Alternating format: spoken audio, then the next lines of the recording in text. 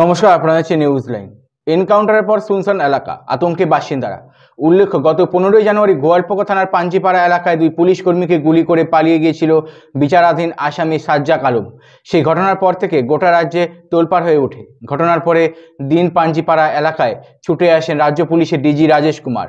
সেদিনেই পুলিশের ওপর হামলার ঘটনায় করা পদক্ষেপের আশ্বাস দেন তিনি। এই সাজ্জাক আলমকে আগ্নেয়াস্ত্র সহ পালানোর সহযোগিতা করে আব্দুল হোসেন ও শেখ হজরতকে গ্রেপ্তার করে ইসলামপুর মহকুমা আদালতে তোলে হলে বিচারক 10 দিনের পুলিশ হেফাজতের নির্দেশ দেয়।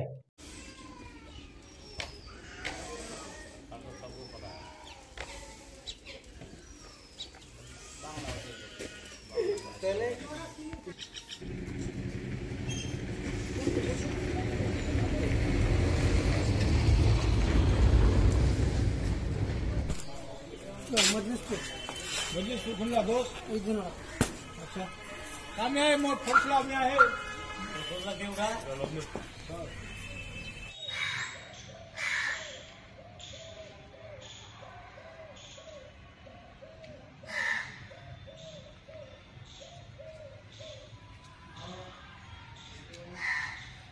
তো আপনার নাম? তহিদ আলম। বললাম যে এই যে পুলিশ গতকালকে যে এই সাজ্জাক আলম এই যে এনকাউন্টার করলো, কি বলবেন, আপনারা কতটা খুশি? খুব খুশি। আমাদের এলাকা থেকে এখান থেকে নিয়ে গেছে, আমরাও খুব বিরক্ত হয়েছিলাম।